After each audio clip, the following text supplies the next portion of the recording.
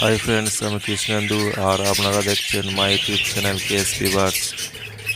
আপনাদের দেখানোর চেষ্টা করছি আমার ফিশার গ্রুপের লাভ বার্ড পাখির আগের কলোনি ছিল। এখন এই কলোনি থেকে পাখিদের সরিয়ে নিয়ে এসে সেপারেট কেজে রেখেছি, কারণ ফিশার গ্রুপের লাভ বার্ড পাখির ব্রিডিংয়ের আগে কলোনিতে রাখা প্রয়োজন। এতে পাখিদের শরীর ঠিক থাকে, নিজেদের ইচ্ছে মতো উঠতে পারে।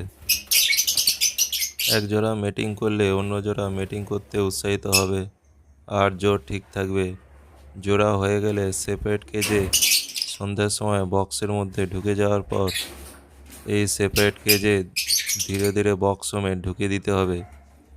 পরের দিন সকালবেলায় একে অন্যর দিকে যখন দেখবে সবাই আলাদা আলাদা খাঁচায় রয়েছে, তখন আর তাদের মধ্যে কলোনিতে যে ছাড়া থাকতো এখন খাঁচায় রয়েছে, সেই সমস্যা আর থাকবে না।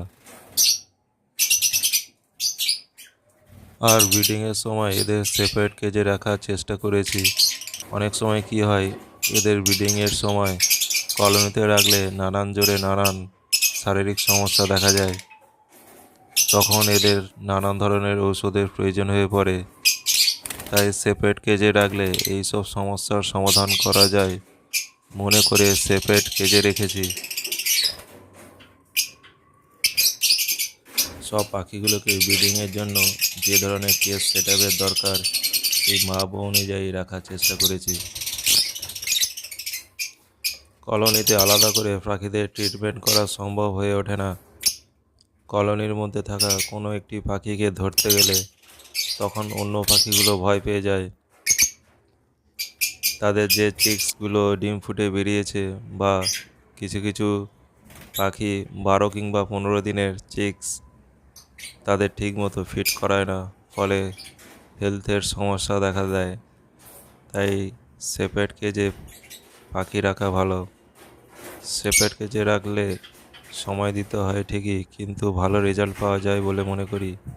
কলোনির তুলনায় সেপারেট কেজে পাখির কোনো সমস্যা দেখা দিলে পাখিকে ধরে মেডিসিন প্রয়োগ করা যায়। যখন ডিম ফুটে চিক্স বের হয় তখন তাদের ছোট দানা দিলে সহজে হজম করতে পারে। আবার যেসব পাখি ডিম নিয়ে বসে আছে তাদের ছোট দানার পরিবর্তে বড় দানা দিতে পারবেন। তা কলোনিতে রাখলে এই ধরনের খাবার দিতে পারবেন না। লাভ বার্ড পাখিগুলোর সামনে ভিডিও করছি, তাই পাখিগুলো ভয় পেয়ে বক্সের মধ্যে লুকিয়ে পড়েছে। এমনিতে লাভ বার্ড পাখি ভীতু প্রজাতির পাখি। মোট 12 জোড়া লাভ বার্ড, তার মধ্যে 9 জোড়া ব্রিড করেছে। তাদের মধ্যে 2 জোড়া লাভ বার্ড পাখির চিক্স কয়েকদিনের মধ্যে বেরিয়ে যাবে।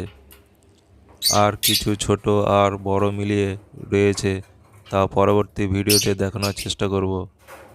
কলোনিতে ব্রিড করিয়ে ভালো রেজাল্ট হয়নি, কিন্তু সেপারেট কেজে ভালো রেজাল্ট পেয়েছি। শেষে একটাই কথা বলছি, আমার সম্পূর্ণ কলোনি ব্রিডিংয়ের অভিজ্ঞতার উপর ভিত্তি করে এই ভিডিওটা তৈরি করলাম। আপনারা যদি আমার সঙ্গে একমত হলে লাইক করবেন, আর আমার চ্যানেলে নতুন হয়ে থাকলে অবশ্যই সাবস্ক্রাইব করে পাশে থাকা বেল আইকনটি প্রেস করে দেবেন, আর সবার উপরে অল নোটিফিকেশন অন করে দেবেন, যাতে পরবর্তী ভিডিও আপলোড করার সঙ্গে সঙ্গে আপনার মোবাইলে SMS চলে যাবে। সবাই নতুন বছরে ভালো আর সুস্থ থাকবেন। হ্যাঁ, অবশ্যই কমেন্ট করে জানাবেন ভিডিওটা কেমন লাগলো।